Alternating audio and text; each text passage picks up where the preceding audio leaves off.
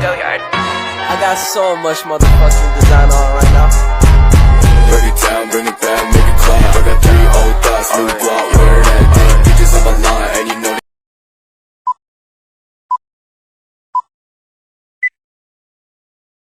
B. Masa demokrasi parlementer 1950 sampai 1959. Sistem parlementer adalah sebuah sistem pemerintahan yang dipimpin oleh Perdana Menteri.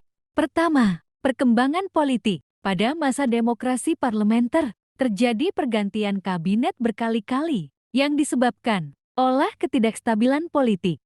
A. Sistem pemerintah. 1. Kabinet Natsir September tahun 1950 Maret tahun 1951. 2. Kabinet Sukiman April tahun 1951 Februari tahun 1952. 3. Kabinet Wilopo April tahun 1952 Juni tahun 1953. 4. Kabinet Elai Sastroamijoyo Juli tahun 1953 Agustus tahun 1955. 5. Kabinet Burhanuddin Harahap Agustus tahun 1955 Maret tahun 1956. 6. Kabinet Elai Sastroamijoyo kedua Maret tahun 1956 Maret tahun 1957.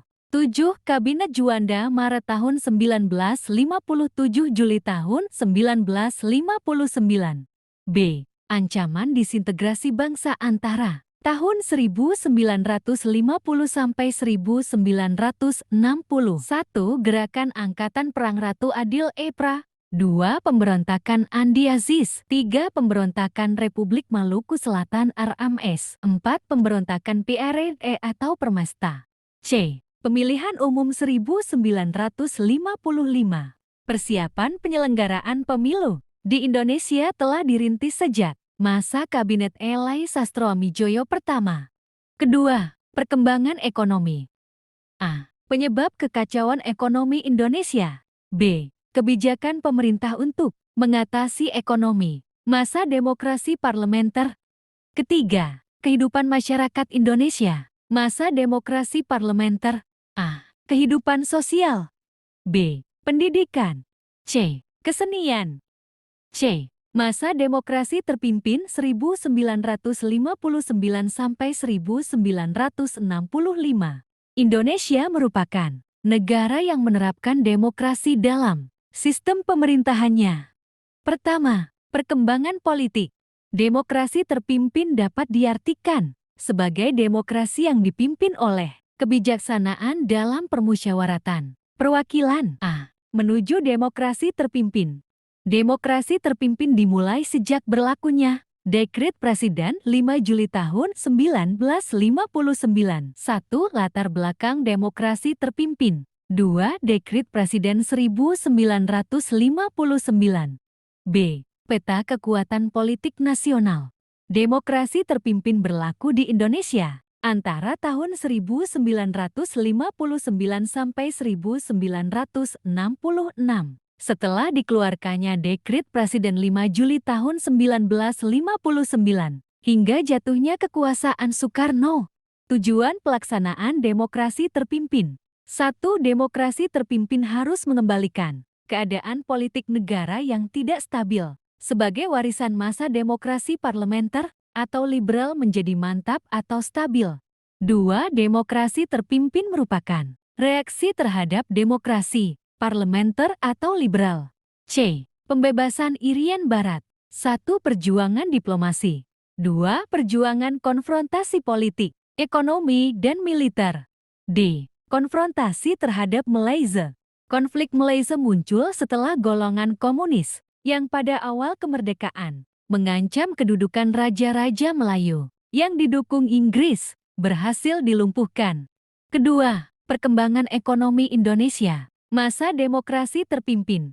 Keadaan ekonomi juga mengalami ketidakstabilan sebagaimana keadaan politik Indonesia pada masa demokrasi terpimpin. A. Bidang pembangunan. B. Bidang ekonomi keuangan. C. Bidang perdagangan dan perkreditan luar negeri. D. Masa Orde Baru 1966 sampai 1998. Orde Baru adalah suatu tatanan seluruh peri kehidupan rakyat, bangsa dan negara yang diletakkan kembali kepada pelaksanaan Pancasila dan Undang-Undang Dasar 1945 secara murni dan konsekuen. Pertama, perkembangan politik. Penyederhanaan partai politik. Pada masa Orde Baru, pemerintah melakukan penyederhanaan dan penggabungan fusi partai-partai politik menjadi 3 kekuatan sosial politik. B. Memasukkan ABRI ke kancah politik. Upaya lain ditempuh oleh Orba untuk menciptakan stabilitas politik adalah dengan menempatkan peran ganda ABRI atau yang dikenal dengan difungsi ABRI.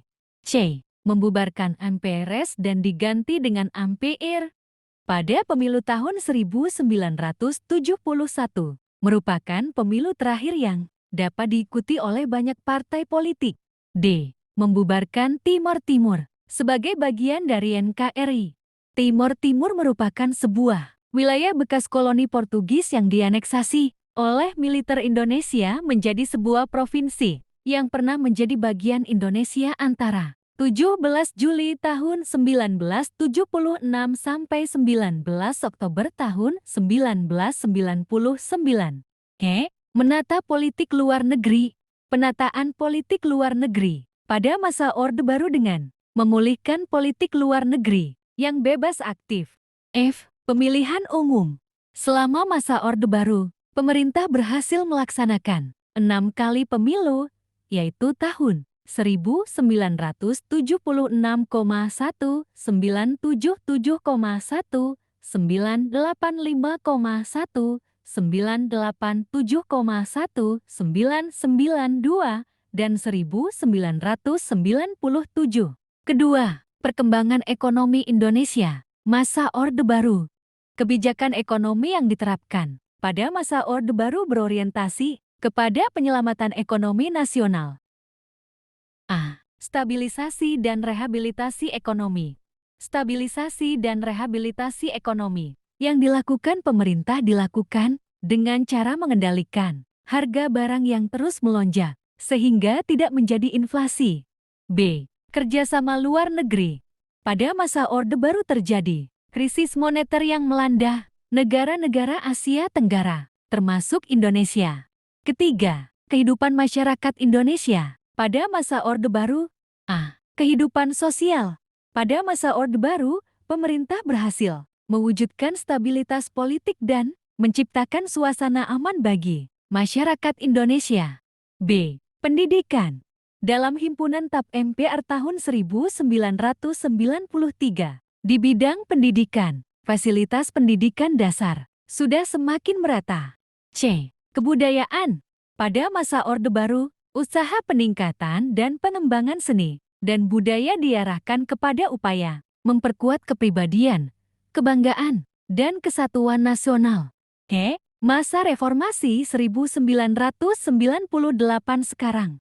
Masa reformasi di Indonesia adalah masa setelah berakhirnya pemerintahan Orde Baru. Reformasi merupakan suatu perubahan tatanan peri kehidupan lama dengan peri kehidupan baru dan secara hukum menuju ke arah perbaikan. Pertama, perkembangan politik. Sidang Istimewa MPR 1998. Dalam Sidang Istimewa MPR 1998 terjadi perombakan besar-besaran terhadap sistem hukum dan perundang-undangan. B. Otonomi daerah. Otonomi daerah adalah hak, wewenang, dan kewajiban daerah otonom untuk mengatur dan mengurus sendiri urusan pemerintahan dan kepentingan masyarakat setempat sesuai dengan peraturan perundang-undangan. C. Pencabutan pembatasan partai politik. Kebebasan berpolitik pada masa reformasi dilaksanakan dengan pencabutan pembatasan partai politik. D. Penghapusan dui fungsi ABRI. Dui fungsi ABRI dihapuskan secara bertahap sehingga ABRI berkonsentrasi pada fungsi pertahanan dan keamanan. Penyelenggaraan pemilu. Pemilu pada masa reformasi diikuti oleh banyak partai politik. Kedua, perkembangan ekonomi Indonesia. Masa reformasi. Melalui kebijakan ekonomi, diharapkan bangsa Indonesia mampu menuju kehidupan ekonomi yang lebih stabil sebagai pilar pembangunan. Ketiga, kehidupan masyarakat Indonesia pada masa reformasi. A. Kehidupan sosial. Pada masa reformasi masyarakat lebih bebas menyuarakan berbagai aspirasinya. B. Pendidikan.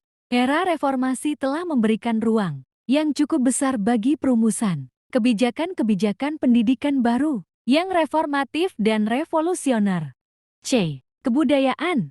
Dilakukan upaya pelestarian budaya dengan mendaftarkan warisan budaya Indonesia ke United Nations Educational, Scientific, and Cultural Organization, UNESCO atau Organisasi Pendidikan, Keilmuan, dan Kebudayaan Perserikatan Bangsa-Bangsa.